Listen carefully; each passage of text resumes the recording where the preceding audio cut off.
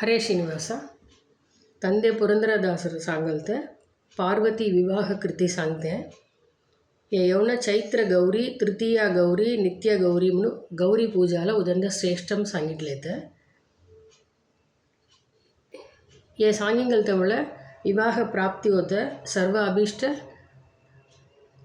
फल प्राप्ती होतं.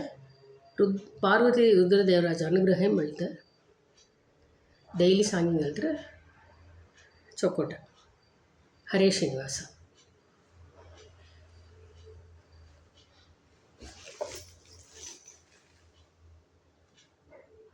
ಅಂಗಜ ಜನಕಗೆ ಮಂಗಳ ಮಗಿಮಗೆ ಹಿಂಗದೆ ಲಕ್ಷ್ಮೀ ಕೆರಗುವೆವು.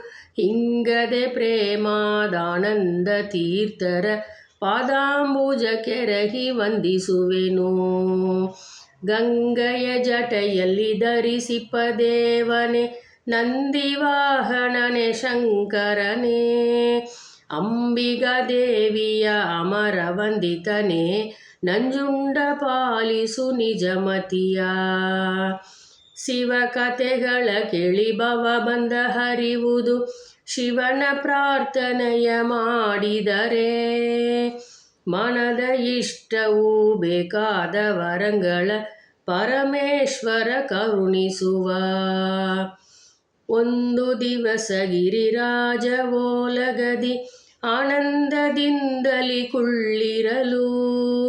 ಅಂದುಗೆ ಗಿರುಗೆಜ್ಜೆಗಳಿರೆನು ತಲಿ ಬಾಲೆ ಬಂದಳಾಗಲೇ ಪಾರ್ವತಿಯೋ. ಆವಣಿವಾಲೆಯು ಅಲಿಗಲಿದಾಡುತ್ತ ಹೂವಿನ ಜಡೆ ನಲಿಯುತ್ತಲೀ. ಆಭರಣವು ಗಮುಗಲಿರೆನು ತಲಿ ಬಾಲೆ ಬಂದಳಾಗಲೇ ಪಾರ್ವತಿಯೋ.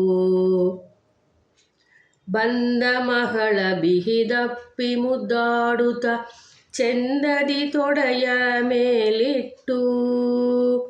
ಮುಂಗುರುಳನು ವಾಸರಿಸುತ್ತ ಮೋಹದಿ ಚೆಂದದಿ ಗಿರಿರಾಜನಿತ್ತ. ಗಗನ ಮಾರ್ಗದಿ ವೀಣೆ ಸ್ವರಗೈಯುತ ಬಂದ ನಾರದನೋಲಗಗೆ. ಬಂದ ಮುನಿಗೆ ಷೋಡಶೋಪಚಾರವು ವಂದನೆಗಳೇ ಮಾಡುವರು. ವಂದಿಸಿ ಕರ ಮುಗಿಯುತ್ತಲಿ ಗಿರಿರಾಜ ಇಂದು ಕೃತಾರ್ಥ ತಾನೆಂದು. ಪುತ್ರಿಯು ಅದಿಜಾನೆ ಕಡು ಚೆಲುವೆಯು ಮಕ್ಕಳೊಳಗೆ ಮಾಣಿಕ್ಯವು. ತಕ್ಕವರನ ಕಾಣೆ ಸುರನರಾದಿಗಳಲ್ಲಿ ಪುತ್ರಿಗೆ ವರನ್ಯಾರೆಂದ. ಮುನ್ನಿವಳ ಹೋಲುವ ಸತಿಯರ ನಾ ಕಾಣೆ ನನ್ನ ಮಗಳ ಚೆಲುವಿಗೆಯ. ಕನ್ನಿಗೆ ಯಾರಿಗೆ ಕೊಡಲೆಂದೆನುತಲಿ ಬಣ್ಣಿಸಿದನು ಗಿರಿರಾಜ. ಹಿಂದೆ ದಕ್ಷಗೆ ಮಗಳಾಗಿ ಜನಿಸಿ ಪತಿ ನಿಂದ್ಯವ ಕಿವಿಯಲಿ ಕೇಳಿ. ಹರೇ ಶ್ರೀನಿವಾಸ.